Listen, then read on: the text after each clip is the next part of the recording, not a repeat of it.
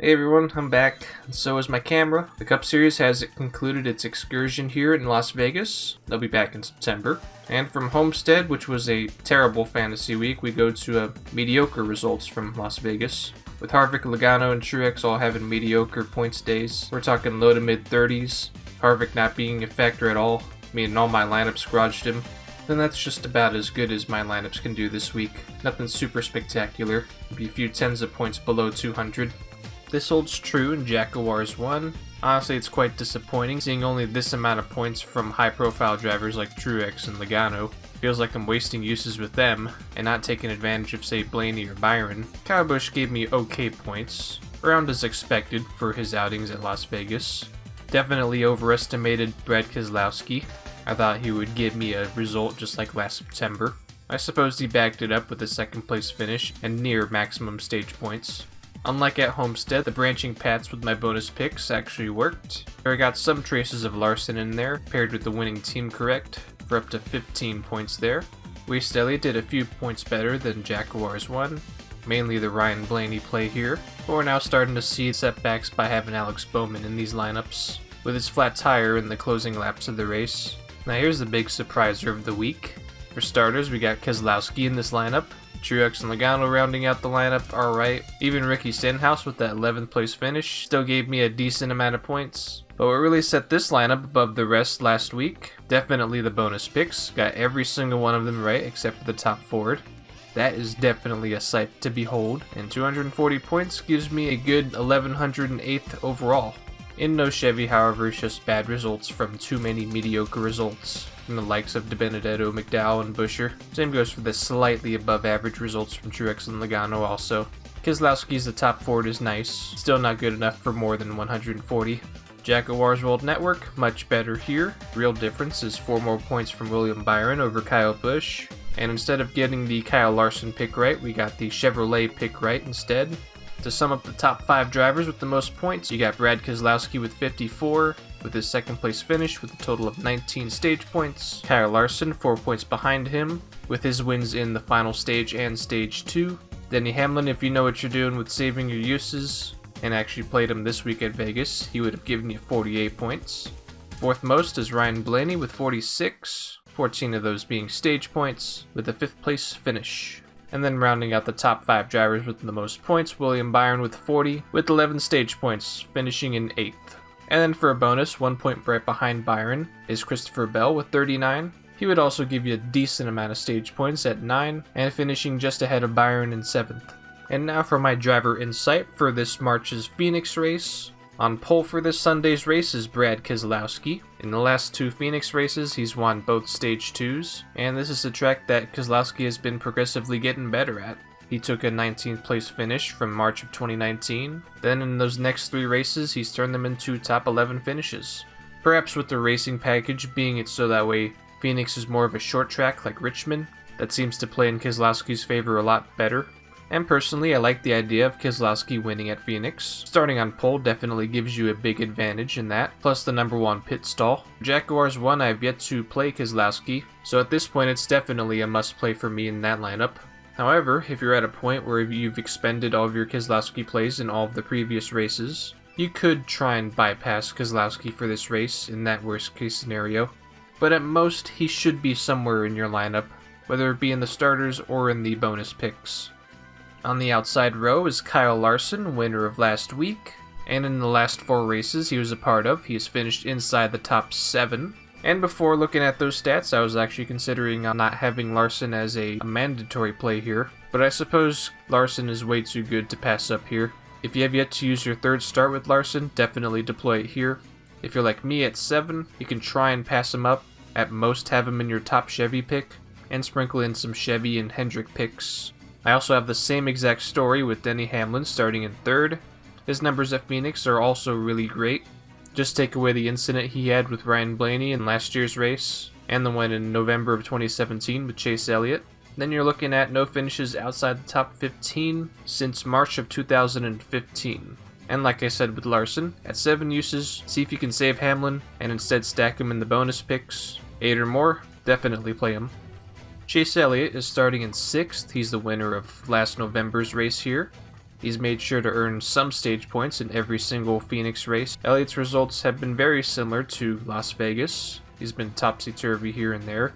Either it's a good finish or a very bad one, including a crash. Jackuwarz 1 is at 9 uses left, so I'm deploying the use here. If you're at maybe 8, you can consider saving him. Any less than that, definitely go for the save. Because just like the days leading into the Homestead and Las Vegas races, there's a lot of decent options you can go with at Phoenix.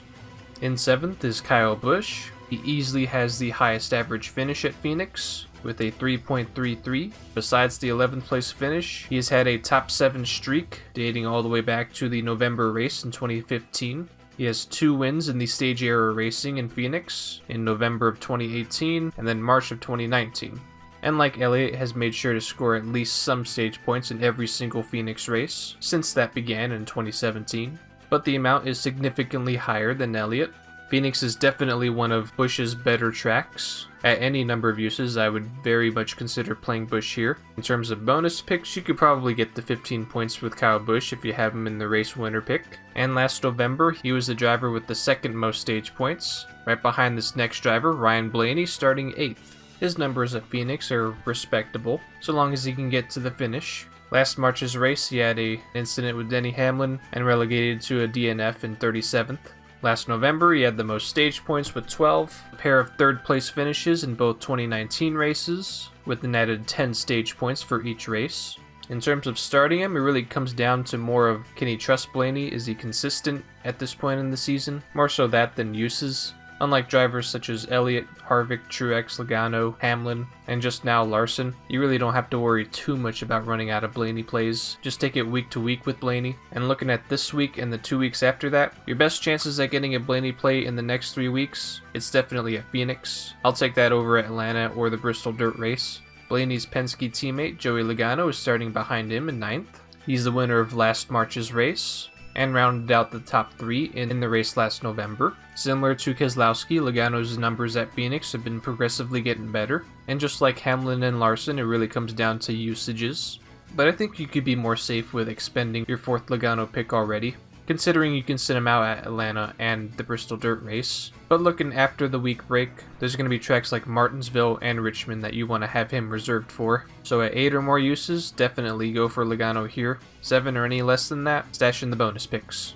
William Byron rounds out the starting grid's top 10, and his numbers at Phoenix compared to teammates Larson and Elliott aren't quite on par with them, but like with most of the Penske drivers, they've been steadily getting better. Last November, he got his second top 10 here, and Byron's off to a much better start to the season, starting with that win at Homestead. But when it comes to Byron at the short track packages, I'm a bit on pause with him. I see Byron more as a mile-and-a-half kind of driver, as well as some road courses. But thinking about his results at Martinsville, that one November, then there's some potential for Byron to do well at Phoenix. Maybe not just first top 5, but really it comes down to, can you fit Byron in your lineup?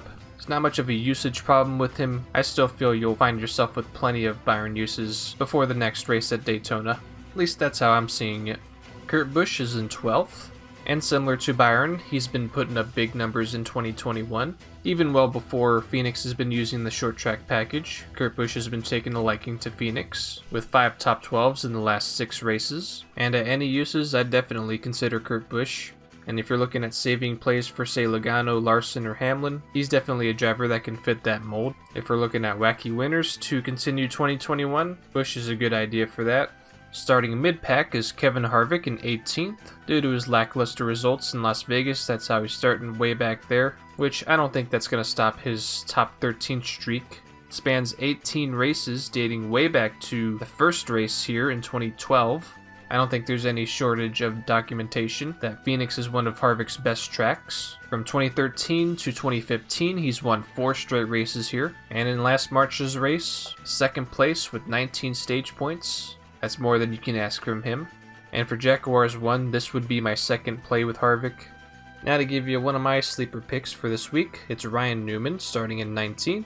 Looking at his numbers at Phoenix, he doesn't get too many stage points. However, he did win the race in March of 2017, and with the short track package, Phoenix is a very similar track to Richmond, which Newman is very good at grinding out and getting respectable top 10 finishes. At best, Newman's a good garage play. Going to the 21st starting position is our first void for this week is Alex Bowman. He did almost win the November 2016 race while he was subbing in for Dale Jr. and starting pole that race, but since then he's had finishes that relegated him to an average finish of 21.83, which is 30th overall. In all of his races as a full-time driver for Hendrick, Bowman has failed to finish inside the top 10, and in all of these races he's started no worse than 14th, so given a 21st starting position, I really don't see Bowman giving results better than that. Plus you got Atlanta next week, you'll have better chances with him there, and maybe Martinsville. And then not too far from that is Kansas and Charlotte, which are some of Bowman's bread and butter tracks. So definitely plays are going to be coming with Bowman, even though most of my coverages are saying avoid him, but of course not at Phoenix. You're far better off with any of the other Hendrick drivers. And starting way back in 32nd is Eric Almirola.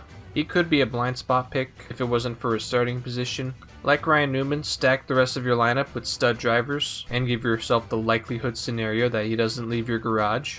But on the contrary, he's had a history of finishing in the top 5 here, with starting positions outside the top 15, but outside the top 30, it'll be a good testament to Almirola at Phoenix. And looking ahead at the next 2 races before the break, this is definitely the prime track for Almirola to turn his season around and get his best result in 2021 so far. And now to show you my lineups. For Jackuwarz 1, I'm deploying most of the drivers that gave me success in November's race, those being Keselowski, Elliott, Blaney, and Kyle Busch. With a total of 9 uses for Kevin Harvick, I'll definitely try him at Phoenix. It was a big toss-up between either William Byron or Kurt Busch to replace either Kyle Larson, Denny Hamlin, or Joey Logano, which are all sitting at 7 uses here. But I like the cusp of Kurt Busch a bit better than Byron here at Phoenix. And of course for the bonus picks, this is where Hamlin, Larson, and a trace of Logano through the Ford manufacturer pick will be found in. Could also have Logano in the top Ford pick, but other than Hamlin I like the idea of Keselowski also winning. For Waste Elliott, it has the luxury of having 9 Kyle Larson uses left, so definitely going to get the second one here at Phoenix. I'll be expending my 3rd Hamlin play here, which I expect big number results from, hence the stacked bonus picks with him as well. Keselowski and Kyle Busch have yet to see a play with Waste Elliott, so they're easily in here just for that reason alone.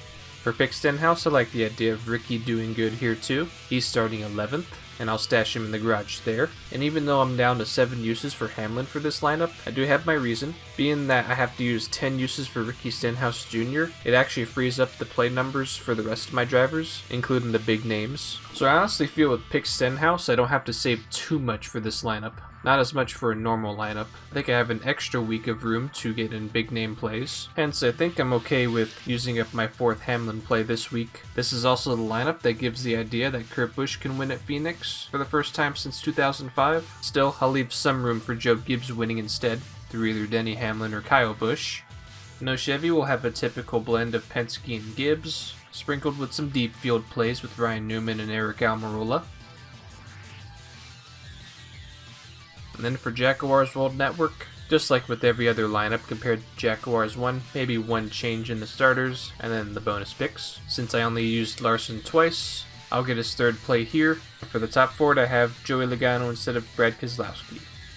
So there's my picks. I have a good feeling about this week at Phoenix, assuming Kyle Busch, Ryan Blaney, possibly Kevin Harvick. Definitely don't overlook Kyle Larson here as well. They should carry my lineup.